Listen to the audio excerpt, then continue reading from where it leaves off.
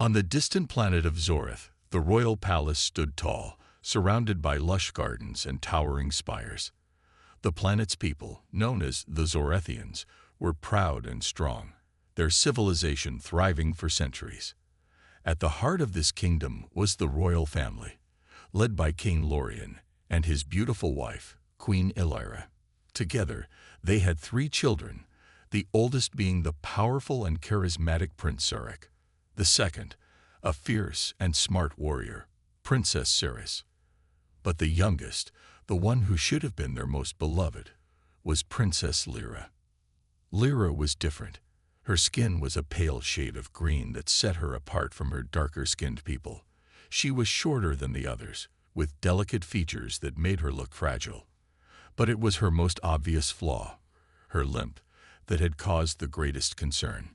She was born with a leg that never fully healed, leaving her with a noticeable limp that had caused her to be shunned by the very people who should have adored her. Since her childhood, Lyra had felt the sting of loneliness.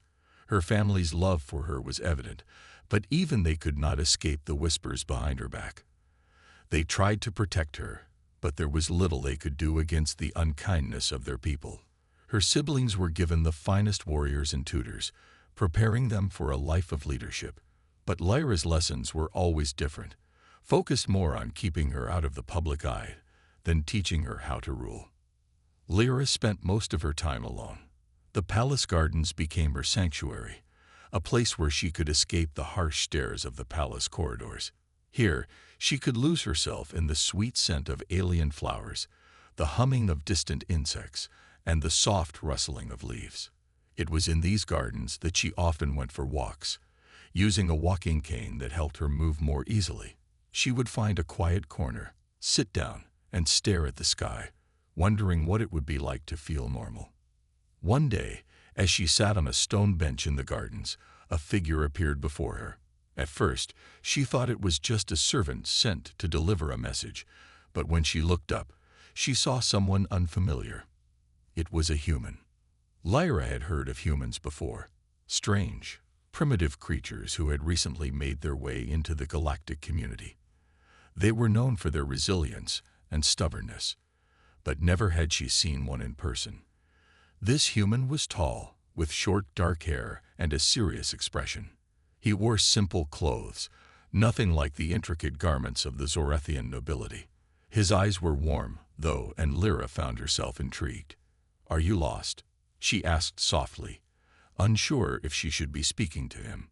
The man smiled kindly, his voice deep and steady. "Not lost, just exploring. I'm Nathan, an envoy from Earth. I'm here on official business, but I couldn't help but notice you sitting here." Lyra felt a slight flush rise to her cheeks. She had never been spoken to so kindly by someone who wasn't a servant or a royal tutor. "I'm Princess Lyra," she said quietly, unsure if she should mention her title. She had long given up on the idea that anyone cared about it. Nathan nodded politely but didn't look at her with the awe that many Zorethians did when they learned she was royalty. Instead, his eyes were warm and inviting. He didn't seem to care about her limp or her pale green skin. He simply saw her as she was, a person. "I'm glad to meet you, Princess Lyra," Nathan said. "I've heard a lot about your kingdom. It's a place of great power and wisdom." Lyra felt a sense of relief flood through her. Most people only ever spoke of her kingdom because of her father's rule or her brother's strength. But Nathan's words felt different. He wasn't speaking of her royal bloodline, but of the people she had always tried to protect. "You seem different from the others I've met," she said, almost to herself. She didn't expect him to hear her, but Nathan smiled as if he understood exactly what she meant.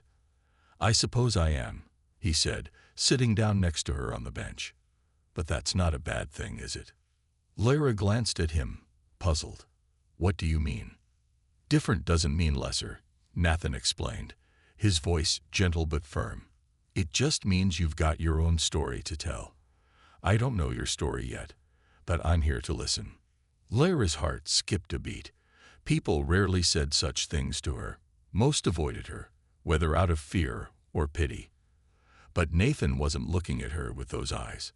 He was looking at her like a person, not a princess, not someone to be pitied, but just a person. "I've spent so much time alone," she said quietly, staring at her feet. "Sometimes I wonder what it would be like if I could just be like everyone else." Nathan didn't answer right away. He simply sat beside her in the silence, his presence reassuring. Finally, he spoke again. "You're not like everyone else," he said, "but that doesn't mean you're alone. Maybe I can't change the way others see you, but I can stand by you. And you're not as alone as you think." Lyra looked up at him, and for the first time in a long while, she felt something stirring inside her, a flicker of hope. Over the next few days, Nathan found himself visiting the gardens more often. He would spend time walking through the peaceful grounds, always making sure to pass by the stone bench where Princess Lyra sat. She had quickly become someone he admired, not just because of her royal status, but because of the quiet strength she carried despite the way her people treated her. Lyra had noticed him too. His visits were never forced or out of duty. He was always calm and respectful, never rushing her or asking too many questions. And most importantly, he never made her feel as though she was different. In the palace, everyone saw her as the shunned princess, the one with the limp, the one who could never live up to the expectations of her family or her people. But Nathan didn't see her like that. To him, she was just Lyra. One afternoon, Lyra sat in her usual spot, gazing at the sun as it dipped below the horizon. She had been thinking about the conversation they'd had the other day. Nathan's words had left a lasting impression on her. "You're not like everyone else, but that doesn't mean you're alone." It was the first time someone had ever said something like that to her. The Zorethians had always focused on differences, on what made her stand out in a negative way. But Nathan made her feel as though her differences weren't something to hide but something to be accepted. She was so lost in thought that she didn't hear him approach until he was standing in front of her. "Mind if I join you again?" Nathan asked with a gentle smile. Lyra looked up, surprised but not uncomfortable. She had gotten used to his presence by now. "Of course," she replied softly, patting the spot next to her on the bench. Nathan sat down, his posture relaxed. He didn't look at her as if he were waiting for something or expecting her to speak. He just waited in silence, letting the natural sound of the wind fill the space between them. Lyra wasn't used to this. Usually, people were either too busy talking to her or avoiding her altogether. But Nathan was patient, content to sit quietly and share the space without any pressure. After a few moments, Lyra spoke, her voice barely above a whisper. "You're different, Nathan." Nathan turned his head to look at her, his expression kind but curious. "How so?" Most of my people, they only talk to me because they have to," she said, her eyes downcast. "They either pity me or fear me. But you don't look at me like that.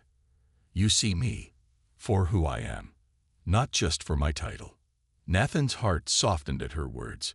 He knew the feeling of being misunderstood, of being judged before anyone truly got to know him. He had spent years in a world where he was expected to be something he wasn't. But here, with Lyra, he didn't have to wear a mask. He could simply be Nathan. "I see you for who you are because that's all I know," he said simply. "I don't know much about Zorethian royalty, but I know this: no one deserves to be alone. Especially not you." Lyra's heart skipped a beat. She had never heard anyone speak to her like this. It was as if Nathan understood something about her that no one else ever had. He wasn't just comforting her. He was offering her a chance. Chance to be seen, to be heard, and most importantly, to be accepted. "Thank you," she said softly, her voice trembling slightly. She wasn't sure what she was thanking him for, perhaps for the kindness he had shown her, or maybe for the hope he had awakened inside her that had long been buried. Nathan smiled. "You don't need to thank me. It's just the way things should be. Everyone deserves to feel valued." For a long while, they sat there in quiet companionship, watching as the stars began to appear in the sky. Lyra found herself feeling lighter, as if the burden of her isolation was slowly being lifted. Nathan's presence had a calming effect on her, and for the first time in years, she felt like she wasn't just a forgotten princess. She felt like a person. But Lyra knew that her situation wouldn't be so easily changed. The Zorathian court wouldn't just forget her shortcomings, nor would her people suddenly begin to treat her with respect. Her limp, her pale skin, her differences, they would always be a barrier.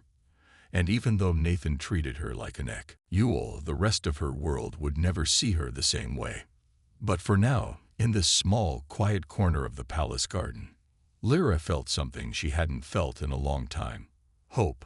It was a fragile hope, like the delicate petals of the flowers that surrounded them.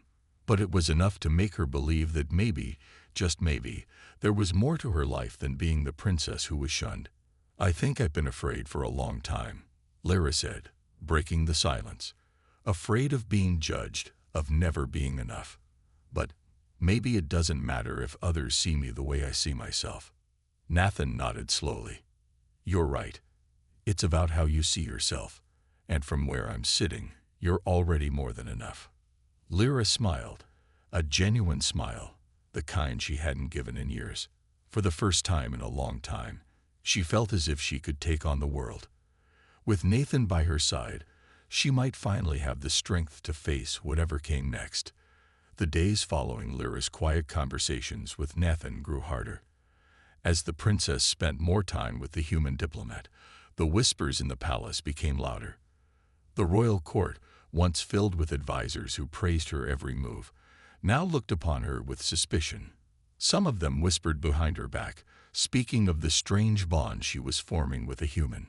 "Princess Lyra," they would mutter, "spending too much time with the human envoy, or it's improper for her to befriend someone so beneath her."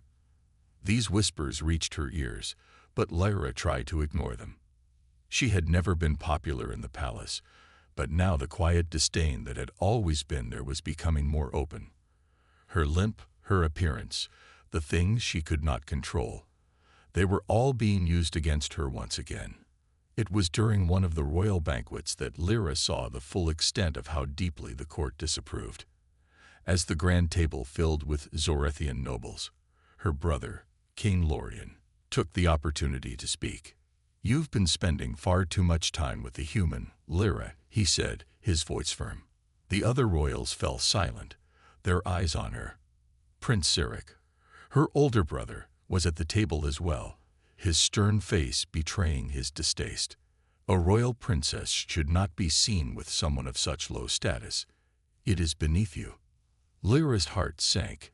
She had known that this moment would come, but hearing it aloud in front of everyone made it all the more painful. She tried to hold her ground, but her body felt like it was betraying her. She shifted uncomfortably in her seat, feeling the weight of the room's judgment. "I believe it's important to understand other cultures, brother," Lyra said softly, trying to keep her voice steady. "Nathan has been here to help, to ensure peace between our people. He has shown kindness when no one else would." Her brother, Zarek, shot her a harsh glare. "Kindness? Do you honestly think this human is here out of kindness? He's here to take advantage of your weakness, princess, and you, of all people, should know better." The word weakness struck Lyra like a slap. She clenched her fists under the table, but she didn't raise her voice. Instead, she forced herself to remain calm, despite the overwhelming sense of helplessness washing over her. "I will not let my humanity be defined by fear or weakness," Lyra said, her eyes steady on her brother. "We should seek peace, not distrust." The king's voice interrupted her before she could say anything else. "Enough, Lyra. Your behavior is unbecoming of someone in your position. I will not have our family's honor tarnished by such childish decisions." The court murmured in agreement. Lyra felt the weight of their eyes on her, and for a moment she thought she might collapse under the pressure. King Lorien raised his hand, signaling the end of the conversation, and the focus shifted back to the feast. Lyra, her face burning with shame, excused herself from the table and retreated to her chambers. Alone in the cold silence of her room, Lyra closed her eyes, fighting back the tears. The sting of her father's words was like a physical wound, and her brother's harshness only deepened the ache inside her. It wasn't just about Nathan anymore. It was about who she was, and who she could never be in their eyes. She would always be the broken princess. The next day, Nathan appeared at the palace gates once again, his visit a reminder of the warmth and acceptance Lyra had come to rely on. She met him in the same garden where they'd shared their first real conversation. Nathan was there, just as he always was, standing in the sunlight, with a calm smile on his face. "You look like you could use some company," he said, his voice gentle but understanding. Lyra's lips trembled, but she didn't speak at first. She was afraid her emotions might spill out if she said the wrong thing. But finally, after a long pause, she stepped forward, her voice steady but quiet. "They want me to stay away from you," she said, her eyes focused on the flowers around her. "They think I'm weak. They think I'm foolish for trusting you." Nathan's expression softened. He took a step closer, placing his hand on his heart. "I've never asked for anything except a chance to show kindness. You don't have to prove anything to anyone, Lyra, not to them, and certainly not to me." Lyra met his eyes for the first time since she'd arrived in the garden, and for a moment she saw nothing but sincerity in his gaze. "But they'll never accept me," she whispered, "and I can't stop them from thinking that way." Nathan reached out, gently resting his hand on her shoulder. "You don't need their approval. You only need to believe in yourself." Lyra felt a warm surge of gratitude and something deeper, a kind of hope she hadn't allowed herself to feel in years. The weight of her family's disapproval, the kingdom's harsh judgment, all felt a little less heavy now. Nathan's words, simple but true, were the lifeline she had been waiting for. "I don't know how to do that," she admitted, "but maybe I can try." Nathan nodded. "We all start somewhere, and as long as you know who you are, that's enough." The garden felt different today, brighter, as if the very air itself was lighter. Lyra had no illusions that her struggles were over. There would still be people who would never accept her, people who would continue to look down on her. But with Nathan at her side and the strength growing within herself, Lyra felt more certain than ever that she could face whatever was to come. The days after Lyra's conversation with Nathan were filled with tension. Every time she walked through the palace halls, she could feel the eyes of the court on her. The whispers had grown louder, more insistent. "The princess spends too much time with the human boy. She's losing her way. She's a disgrace to the royal family." Lyra knew they were talking about her.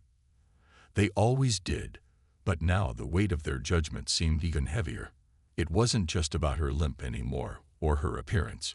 It was about what she had come to represent. She had stepped out of the mold that they had placed her in. She wasn't the helpless, isolated princess they wanted her to be. She was learning to speak her mind, to form her own opinions. And that terrified them. One evening, as the royal court gathered for a grand feast, Lyra could sense the tension in the air. Her brother, Prince Zurich, sat at the head of the table, his usual confident demeanor now tinged with frustration. King Lorien, too, had an edge to his voice, though he tried to keep it hidden. The court was uneasy, and Lyra knew why. They had all seen her with Nathan again. They had all seen her begin to question everything they had told her about what it meant to be royal. The royal family's dining room was long and grand, with high ceilings adorned with glowing crystal chandeliers. The long, polished table gleamed in the soft light, surrounded by noblemen and women in rich, colorful robes. But for Lyra, the once inviting room felt like a cage. As the meal began, the conversations of the court buzzed around her, but she found it hard to focus on any of them. Her mind kept drifting to Nathan and the words he had spoken to her.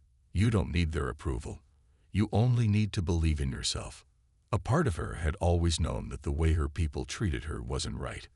She had spent years trying to fit into their expectations, hoping that if she behaved the right way, they would accept her.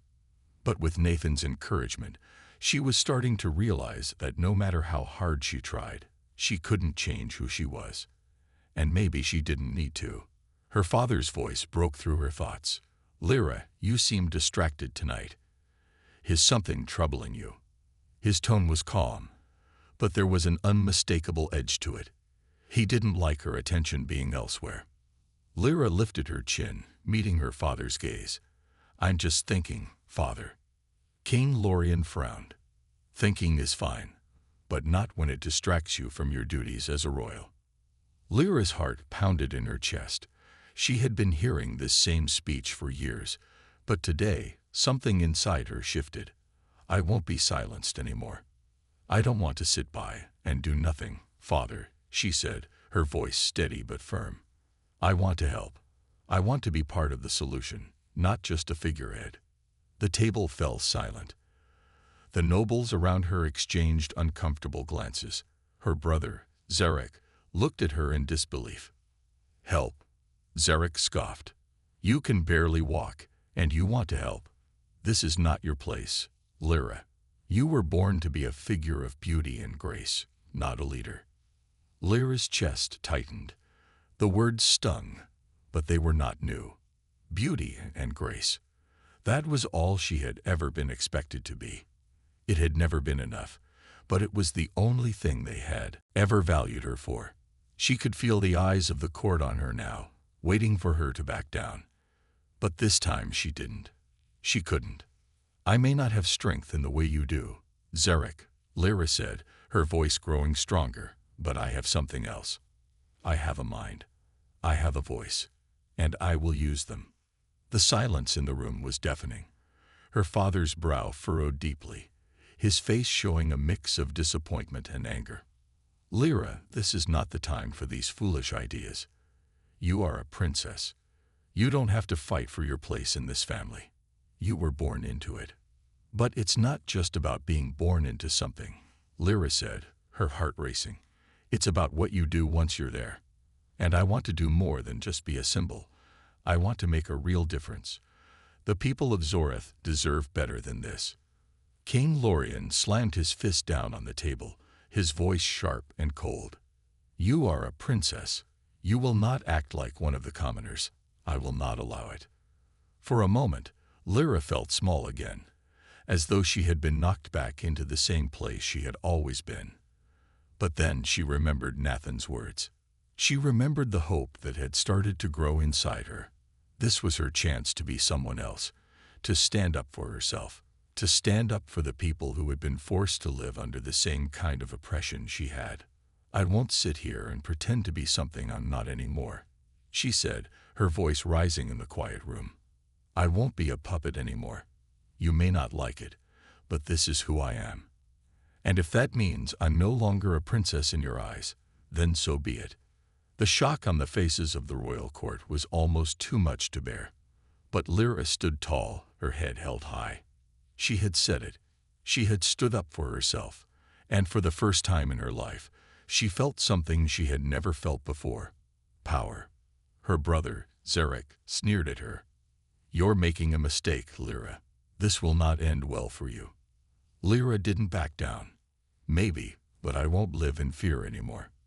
She turned and walked out of the dining hall, leaving behind the shocked and angry faces of her family. As she stepped into the cool night air, she felt a sense of relief wash over her. She had done it. She had spoken her truth. And now nothing could stop her from standing by the people who needed her the most, not even her own family. The days after Lyra's bold confrontation with her father and brother were tense. News of her defiance spread quickly through the palace. The nobles, once respectful of her title as princess, now viewed her with a mix of fear and curiosity. Her standing in the court had changed, and for the first time, Lyra felt a sense of freedom that she hadn't known before. Though her family continued to distance themselves from her, there was one person who had been unwavering in his support. Nathan. Every day, he would visit her in the gardens, where they would sit together in silence or talk about everything from politics to the stars above. To Lyra, his company had become a source of comfort and strength. Nathan was the only person who didn't judge her for her appearance or her past. He treated her as an equal, and that made all the difference. One afternoon, As Lyra sat in her favorite corner of the garden, watching the sun slowly sink behind the horizon, Nathan arrived as usual. She didn't look up when she heard his footsteps. Instead, she remained lost in her thoughts, her fingers absent-mindedly tracing patterns on the stone bench where she sat. Nathan approached, sensing her need for quiet. He had learned over the past few weeks that Lyra didn't always want to talk. Sometimes she just needed someone to be there. He sat down next to her, but didn't say anything. The peaceful silence between them felt comfortable, even soothing. After a few moments, Nathan spoke softly. "You know, I've been thinking," he said, his tone thoughtful. "I think it's time we do something. Something that will show the court what you're capable of. They won't change their minds about you unless you show them you're more than what they think you are." Lyra turned her head slowly to look at him. "What do you mean?" she asked, her voice barely above a whisper. Nathan smiled, a spark of determination in his eyes. "I think you need to show them that you're not just a princess to be admired from afar. You need to show them that you can lead, that you can stand with them and make a difference." Lyra was silent for a long moment, considering his words. Part of her feared what such a move would mean. What if her family disowned her? What if they took away her title completely? But deep down, she knew Nathan was right. If she wanted to change her destiny, if she wanted to be more than the weak, shunned princess, she had to take that first step. She couldn't wait for permission anymore. "But how?" she asked, her voice filled with uncertainty. Nathan stood up, extending his hand to her. "You don't need to do it alone. I'm with you, Lyra. Always. And together, we'll make them see you for who you really are." The simple act of Nathan standing by her, offering his hand, filled her with a sense of courage she hadn't known she had. She took his hand, rising to her feet. The air around her seemed to crackle with the energy of something new, something bold. Over the next few days, Lyra and Nathan worked together to prepare for the moment that would change everything. They devised a plan, one that would give Lyra a chance to prove herself in front of the court. Nathan helped her practice speeches, giving her the confidence she needed to speak her truth without fear.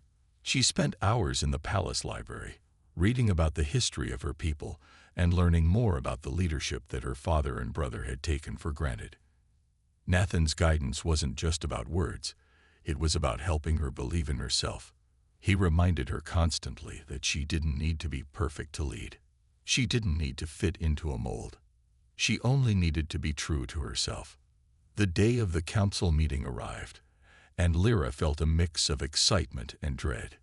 It was the perfect opportunity to stand before the royal court and challenge the opinions they had held of her for so long. The entire court would be gathered, and she knew that the moment she stepped into the room, all eyes would be on her. But she was no longer afraid. She had come to realize that her worth wasn't defined by her family's expectations or the court's judgments. Her worth was her own. As she entered the grand hall, she felt a wave of anxiety.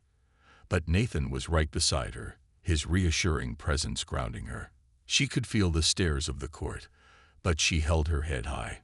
Today, she wasn't just the princess they had cast aside. Today, she was a leader, ready to fight for her people and her beliefs. The king, her father, sat at the head of the table, his eyes narrowing as she approached. Her brother, Zarek, stood at his side, his expression hard and unyielding. The rest of the nobles remained silent, watching her every move. Lyra stepped forward, her voice strong and steady as she addressed the room. "Your Majesties and honored members of the court," she began. "For too long, I have remained silent, listening to others dictate who I am. I have been told that I am weak, that I am not fit to lead. But I stand before you today to say that I am not weak. I am not what you think I am. And I am not here to beg for your approval.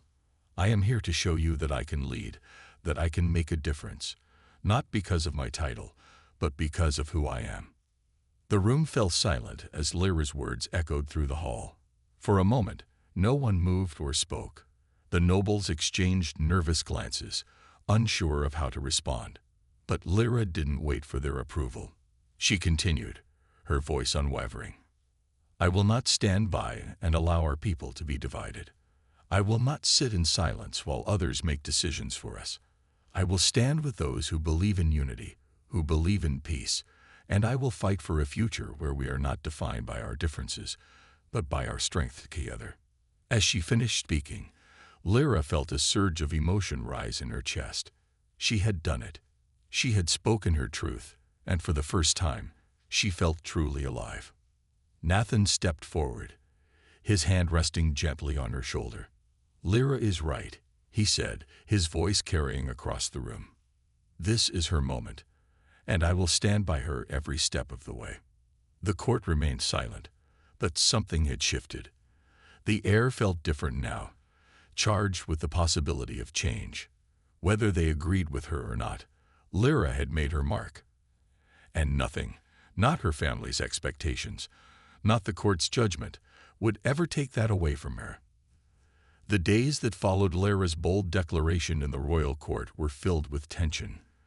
The palace, once a place of calm, now seemed heavy with the weight of expectation. The court, the nobles, and her own family were still reeling from her speech. King Lorien, her father, had not spoken to her directly since that day, but she could feel the anger in his eyes whenever their paths crossed. Her brother Zarek, too, had become distant, his eyes filled with a coldness she had never known. But Lyra was no longer afraid. For the first time in her life, she felt as though she had done something important, something that truly mattered. She had spoken her truth, and no matter how much the court resented her for it, she would not back down. As the days went on, Nathan continued to stand by her side. His support had become a constant in her life, a reminder that she was not alone. But even as he reassured her, Lyra knew that the real test was still to come.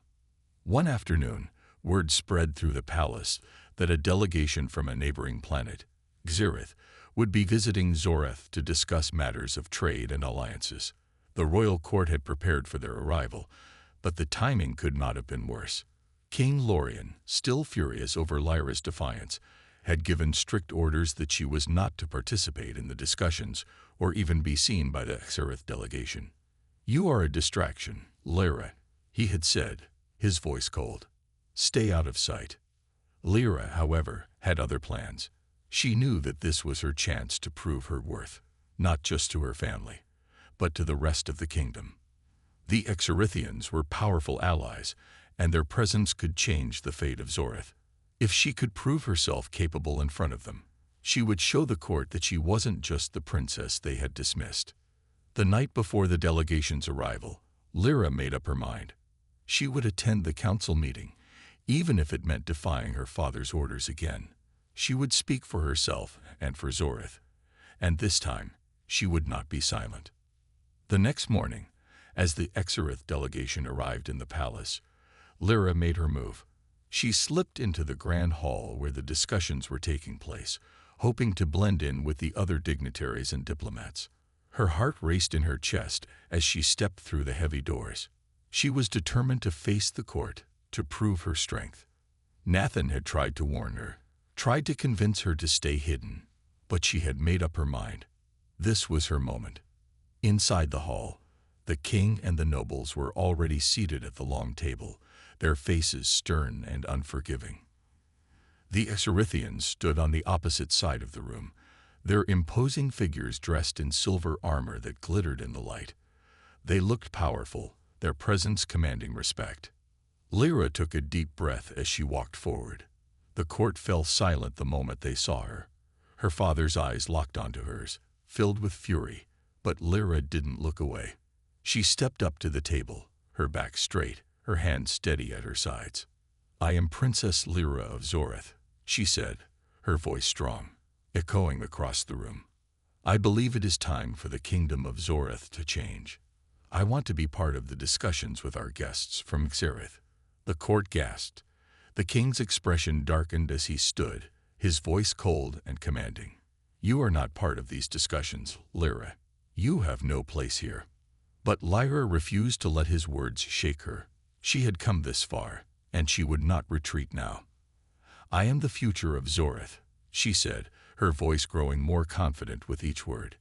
And it is my right to have a say in the future of our kingdom. The Exareth delegation exchanged looks, clearly surprised by the princess's boldness. One of them, a tall figure with dark skin and sharp features, stepped forward. His voice was deep and calm as he spoke. We are not here to interfere with the internal affairs of Zoreth, he said, but we respect strength. And we have seen that strength in you, Princess Lyra. Lyra turned to face him, surprised by his words. You do? She asked, her voice filled with uncertainty. We do, the Exarithian said with a nod. It is rare to see someone with your courage. You may not yet have the power of your father or brother, but you have something far more important, conviction. The words were like a balm to her weary soul. For the first time in her life, someone had seen her for who she was, not for what she lacked. She had always feared that her physical weakness would overshadow everything else about her. But here, in this moment, the Exarithian's words made her realize that it was her inner strength, her belief in herself, that would carry her forward. Her father stood in silence, his anger boiling just beneath the surface. He was not used to being challenged, especially not by his own daughter. But Lyra had already made her choice. She was done being silent, done letting others define her. I may not have the strength of my father or the skill of my brother, she said, turning back to the table. But I have the will to lead, and I will not be dismissed any longer. For a long moment, no one spoke. The tension in the room was thick, like the air before a storm. Then finally, King Lorien spoke, his voice quieter but still full of authority. Very well, Princess, he said, his words heavy with resignation. You will stay. But know this, you are walking a dangerous path. Lyra didn't flinch. She had taken her first step, and there was no turning back now. She had earned her place at the table, and she would make her voice heard. The room was quiet as Lyra stood by her father's side, her heart pounding in her chest. The royal court and the Exareth delegation had been watching her every move, waiting to see if she would back down. But Lyra knew now that she could not. She had fought too hard to get here, and this was the moment that would define her future. As the days passed, the tension in the palace did not ease. Lyra's father, King Lorien, had been less than pleased with her involvement in the negotiations with the Exarithians. He kept his distance from her, his words sharp and cold whenever they crossed paths. But Lyra no longer cared about his disapproval. She had seen something in herself that she had never allowed herself to believe before, the strength to make a difference. Nathan had been her constant companion throughout this journey. He had offered advice, shared his wisdom, and most importantly, stood by her when she had no one else. Together, they had worked tirelessly to prepare for the final meeting with the Exareth delegation. It was a meeting that would determine whether or not Zoreth would form an alliance with their powerful neighbors. This was the test that would prove if Lyra was truly capable of leading, or if she would remain the forgotten princess. The council chamber was filled with diplomats, advisors, and foreign dignitaries. Lyra could feel the eyes of the entire court on her as she entered the room. She had never felt so exposed, so vulnerable. But she also felt a strange sense of power, one that she had never known before. This was her moment to show everyone that she was more than just the princess they had shunned. King Lorien sat at the head of the table, his stern expression barely hiding his disappointment in her. Zarek stood beside him, his posture rigid and his eyes cold. The rest of the court sat in their usual places, their eyes flicking between Lyra and the Exareth delegation, waiting for something to happen. Lyra stepped forward, her heart racing. Nathan was beside her, his presence a steadying force. He gave her a small, reassuring smile as she took her place at the table. She had come this far. Now she had to prove that she belonged here. The Exareth delegation was led by Ambassador Kalan, a tall, imposing figure whose armor glinted in the light. He had been watching Lyra with interest ever since she had first spoken at the royal banquet. He had been impressed by her courage, but he was also cautious. The Xerithians were powerful, and they did not form alliances lightly. "Princess Lyra," Clan said, his voice deep and commanding, "we have heard much about your boldness and your words of unity. But actions speak louder than words. Will you stand by your promises?" Lyra took a deep breath, steadying herself. "Yes, Ambassador Clan," she said, her voice clear and strong. "I believe in unity. I believe in the strength that comes when people work together, not when they are divided by fear or pride. Zoreth needs allies, and we must be strong together. But I also believe that the strength of our kingdom comes not from titles or bloodlines, but from the will of its people." Her words hung in the air, and for a moment there was silence in the room. King Lorien's eyes narrowed, but he said nothing. Zarek looked at her with disbelief, as though he couldn't believe she was speaking this way in front of their guests. But to Lyra, it didn't matter. She had said what she needed to say. Clan studied her for a long moment. "You speak of unity," he said slowly, "but how do you plan to unite your people when they are divided? Your father is still the ruler of this kingdom, and many of your people follow him blindly. How will you make them see that change is necessary?" Lyra turned to face her father, her heart racing. She could feel the weight of the moment pressing down on her, but she didn't back away. She had made her choice, and now she had to live with it. "I will lead by example," she said, her voice steady. "I will show them that leadership is not about strength or power, but about the ability to listen, to understand, and to unite people. My father may be king, but I will not be ruled by fear or tradition. I will lead in my own way, and I will bring the people of Zoreth together." The room was silent. The court looked at her with a mixture of shock and disbelief. King Lorien's face was unreadable, his expression tight with anger, but also something else. Something like pride. It was the first time he had heard her speak with such conviction, and for a brief moment, he seemed unsure of how to respond. Clan nodded slowly, his gaze still on Lyra. "Your words are strong, Princess, but actions, as I said, speak louder than words. Let us see if your people will follow you." The rest of the council session went by in a blur. There were discussions about trade, alliances, and military support, but Lyra felt as though she were floating above it all. She had said what needed to be said, and now it was up to her people to decide whether they would follow her or not. But for the first time in her life, Lyra felt like she had a future that was no longer controlled by her family's expectations or the court's whispers. As the meeting concluded, the Xerith delegation made their final remarks, and the court began to disperse. Lyra stood with Nathan, her heart still racing, but her mind clear. She had faced her greatest test, and she had passed.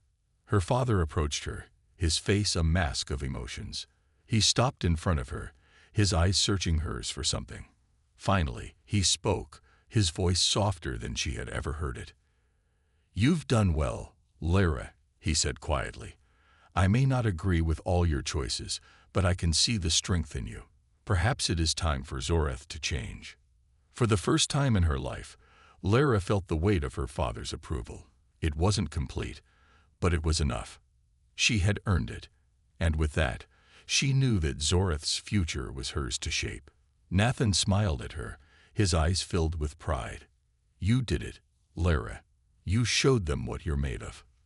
Lyra smiled back, feeling lighter than she had in years. This was just the beginning. But for the first time, she felt ready to face whatever came next.